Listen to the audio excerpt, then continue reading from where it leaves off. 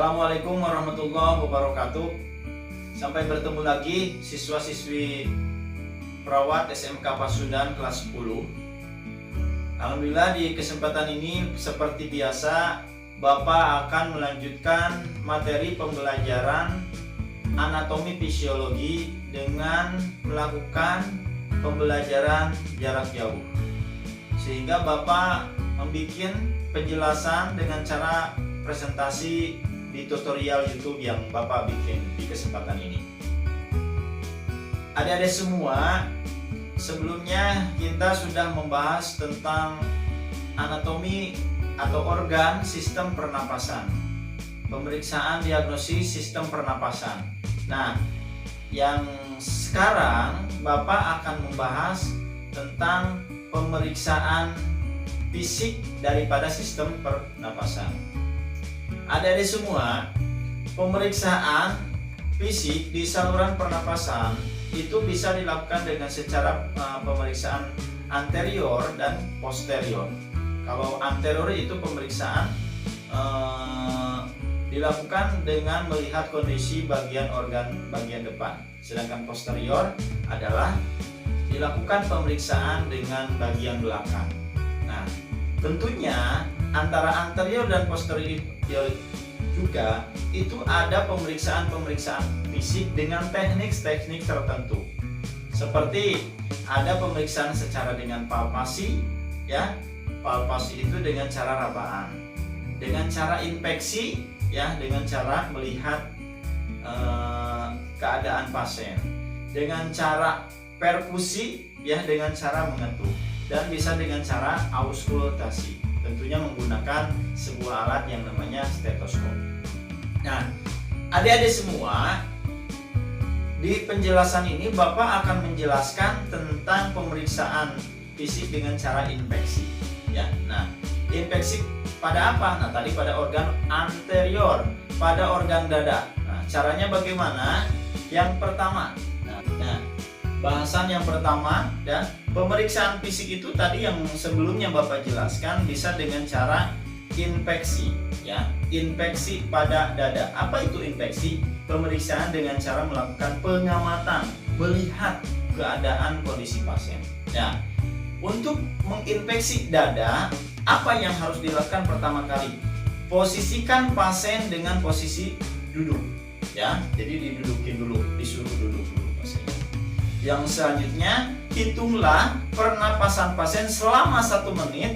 Untuk apa? Untuk mengetahui laju pernapasannya, cepat atau seperti apa, ya, iramanya, ritmenya, ya, apakah ada suara-suara yang aneh atau tidak, ya. Laju kedalaman siklus pernapasannya juga dihitung, ya. Nah, itu hitunglah pernapasan pasien selama 1 menit. Yang kedua, inspeksi warna kulit. Nah, biasanya warna kulit itu berubah-ubah ketika laju napas pasien itu napasnya sangat dalam biasanya. Makanya harus diinspeksi warna kulitnya, baik bagian anterior, bagian depan, maupun posterior, dan lateral. Lateral itu bagian pinggir, bagian samping dada, ya. Dan dengan kondisi seperti itu, apakah konsisten tidak? Tetap tidak warna kulitnya? Apakah berubah-ubah? Nah, itu juga harus diperhatikan. Konsisten tidak dengan warna bagian tubuh lainnya atau tidak? Yang misalkan warna kulit dada dengan warna kulit perut berbeda, nah itu berarti ada masalah, ya. Itu harus dicatat dalam buku pengkajian kita, ya. Selanjutnya, inspeksi konfigurasi dada. Konfigurasi itu bentuknya, dadanya itu seperti apa, ya, dengan dilakukan pengukuran diameter dadanya. Nah, itu dengan mengetahui pemeriksaan fisik di inspeksi dada, ya. Selanjutnya, nah, ini pemeriksaan fisik dengan cara palpasi. Dan cara palpasi ini juga, atau cara pemeriksaan dengan cara meraba, menyentuh pada dinding dada pasien itu dilakukan dengan cara pertama, palpasi untuk mengetahui ekspansi paru, dan yang kedua palpasi untuk mengetahui tractus premitus ya. Apa itu tractus premitus? Itu untuk mengetahui irama-irama yang ada di dalam dada. Yang pertama ya, yang pertama adalah palpasi untuk mengetahui ekspansi paru-paru. Tahapannya seperti apa? Yang pertama yaitu palpasi letakkan kedua telapak tangan ya secara datar ya. Letakkan kedua telapak tangan secara datar pada dinding dada depan dan anjurkan pasien untuk menarik napas ya. Pemeriksa meletakkan narik napas ya, itu yang pertama untuk mengetahui ekspansi dada ya. Yang kedua, rasakan gerakan dinding dada dan bandingkan sisi kanan dan sisi kiri ya. Berdirinya itu di belakang pasien ya. Letakkan tangan pada sisi dada pasien dan perhatikan gerakan ke samping sewaktu pasien bernapas tentunya ya. Selanjutnya letakkan tangan di punggung pasien ya. Jadi letakkan tangan di punggung pasien, bandingkan gerakan kedua sisi dinding dada ya. Jadi punggung yang kiri dengan punggung yang kanan ya. Tentunya ketika proses inspirasi dan ekspirasi, dinding dada dan punggung itu akan melakukan gerakan. Nah, itu kita membandingkan dengan cara palpasi, dengan cara meraba ya. Nah, mudah-mudahan bisa dipahami ya. Nah, selanjutnya, nah ini palpasi untuk mengetahui premitus. Apa itu tractus premitus? Adalah untuk mengetahui irama atau bunyi-bunyi pada dinding dada. Caranya seperti apa? Pertama, meminta pasien untuk menyebut bilangan 66 dan melakukan palpasi. Bu, coba sebut 66. Nah, si pasien bilang 66, kita dengan cara melakukan palpasi. 66. Nah, suaranya itu di dalam dinding dada itu berbeda tidak ya antara kiri dan kanan, yaitu tractus premitus.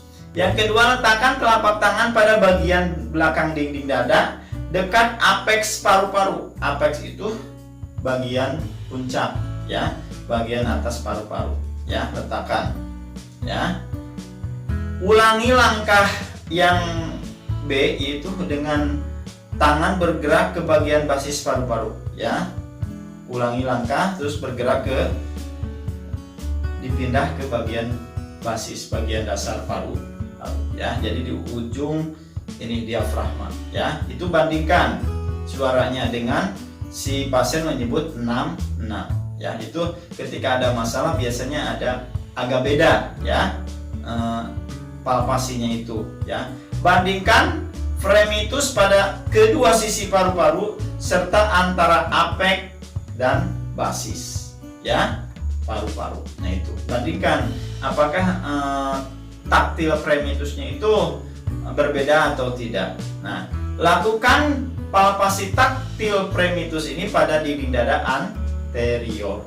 Nah, itu dengan cara melakukan palpasi. Nah, selanjutnya yaitu kita akan melakukan pemeriksaan perkusi paru-paru. Seperti yang telah Bapak tadi jelaskan, pemeriksaan perkusi adalah dengan cara melakukan pengetukan ya, diketuk dengan cara dilakukan pengetukan pada bagian dada ya. Nah, seperti gini. Nah, itu perkusi namanya ya. Nah, caranya bagaimana untuk melakukan pemeriksaan dengan cara perkusi? Pertama, perkusi dimulai dari atas tulang clavicula. Nah, ini tulang clavicula, ini clavicula kanan, ini tulang clavicula kiri ya. Ke bawah ya, setiap ruang interkostal, ini ruang interkostal, bandingkan sisi kiri dan sisi kanan ya. Jadi diketuk ya. Nah, seperti ini ya. Jadi melakukan perkusi. Posisikan pasien duduk lurus ya. Jadi pasien duduk lurus, Perkusi dilakukan dari puncak dinding paru-paru ke bawah, ya, dari puncak dinding paru-paru ke bawah, tepatnya di clavicula ya, ke bawah. Terus kita melakukan perkusi, ya. Bandingkan yang kanan dan yang kiri. Yang ketiga, meminta pasien untuk menarik napas, ya, yang panjang tentunya, dan menahannya, ya. Tarik napas, tahan. Perkusi itu dilakukan dari atas ke bawah sampai bunyi redup didapatkan, ya. Ya, redup itu jadi tidak seperti galon dipukul di perkusi dengan galon yang ada airnya, itu kan beda bunyinya. Nah, kalau redup, nah seperti galon yang ada airnya. Jadi kalau bunyi itu, nah berarti itu menandakan paru-parunya seperti galon kosong, ya, itu tidak redup. Nah, sampai bunyi redup didapatkan, ya. Yang keempat, berilah tanda dengan spidol, ya, tempat didapatkan bunyi redup, ya. Itu biasanya paling ke bawah ruang interkostal 9, ya, sedikit lebih tinggi dari posisi hati di bagian dada kanan, ya. Nah, hati kan sebelah kanan, ya, itu akan didapatkan perkusi yang redup, ya. Selanjutnya, meminta pasien untuk menghembuskan napas secara maksimal dan menahannya. Menghembuskan, langsung secara maksimal dan ditahan, ya. Lakukan perkusi dari bunyi redup ke atas, kemudian berilah tanda 1 dan 2. Misalkan terdengar bunyi redupnya di sebelah mana tanda, nah sampai bunyi redupnya itu di mana yang terakhir, nah dikasih spidol, ya. Ukurlah jarak antara tanda 1 dan dengan tanda 2, ya. Jarak bunyi redup itu kalau pada wanita itu normalnya 3-5 cm, sedangkan pada laki-laki normalnya itu 5-6 cm, ya, untuk mendapatkan bunyi redup. Itu di pemeriksaan perkusi, ya. Selanjutnya, nah, auskultasi, ya. Auskultasi paru-paru ini dilakukan dengan cara seperti apa, ya? Auskultasi pemeriksaan dengan menggunakan stetoskop itu ada auskultasi bagian depan dan auskultasi paru-paru belakang. Nah, kita akan menjelaskan auskultasi paru-paru depan. Yang pertama apa? Auskultasi paru-paru depan itu posisikan pasien untuk duduk dengan kedua tangan di paha dan di pinggang, bisa juga, ya. Pemeriksa duduk berhadapan dengan pasien, kemudian menempelkan stetoskop, ya. Stetoskop ditempelkan pada dinding dada, ya. Didengarkan, stetoskopnya dipasang, langsung ditempelkan pada dinding dada. Meminta pasien untuk menarik napas pelan-pelan dan mulai terbuka, ya. Nah, ini mulai terbuka. Dengarkan 1 periode inspirasi dan ekspirasi. Nah, 1 periode itu ekspirasi. Nah, itu 1 inspirasinya dengarkan, ya. Tarik napas, Bu, dan dengarkan dengan stop. Ekspirasi berarti mengeluarkan oksigen. Nah, itu didengarkan, ya. Apakah ada periode tertentu yang abnormal suaranya. Lakukan auskultasi, ya, dengan di atas clavicula kiri, ya, clavicula kiri, dengan diteruskan ke dinding dada kanan, ya. Ya. Berarti sini bandingkan dengan ini, ya. Ini bandingkan dengan ini. Jadi dibandingkan apakah ada perbedaan atau tidak. Kalau ada perbedaan berarti ada kelainan di salah satu bagian, ya. Nah, lakukan auskultasi dengan bergeser ke bawah sekitar 2-3 cm, ya. Nah, ini clavicula geser 2-3 cm. 2-3 cm dan seterusnya hingga ke bagian bawah, ya. Meminta pasien untuk mengangkat lengannya dan pemeriksa di daerah aksila kanan dan kiri, ya. Ya, dan diperiksa di bagian ketiak, ya, kanan dan kiri, ya. Bandingkan suara napasnya antara kanan dan kiri, kemudian dengarkan apakah adanya suara tambahan atau tidak, ya. Nah, itu auskultasi paru-paru bagian depan. Nah, selanjutnya ini ada auskultasi paru-paru belakang, ya. Dengan cara pemeriksaan sama tadi menggunakan stetoskop. Tahapannya pertama, posisikan pasien duduk lurus dan membelakangi pemeriksa. Jadi duduk tapi posisinya membelakangi pemeriksa, ya. Tempelkan stetoskop ke tulang supraskapula, ya, berarti di sini. Yang ini, ya. Di dada belakang kiri, lanjut ke bagian kanan, ya, kiri dan kanan. Geser sekitar auskultasinya, geser auskultasi sekitar 2-3 cm dan terusnya sampai ke bagian bawah, ya. Jadi digeser sama seperti yang tadi anterior, ya. Meminta pasien untuk mengangkat lengan dan lakukan auskultasi pada aksila posterior kanan dan kiri, ya. Jadi pasien diangkat tangannya, dengarkan, ya, apakah ada bunyi-bunyi yang abnormal atau tidak. Bandingkan getaran suara kanan dan kiri, kemudian dengarkan apakah adanya suara tambahan, suara napas tambahan atau tidak. Nah, itu. Jadi catat kalau ada kelainan-kelainan ketika kita melakukan pemeriksaan fisik, khususnya di sistem pernapasan. Nah, adik-adik, itu mungkin bahasan dari pemeriksaan fisik pada sistem pernapasan.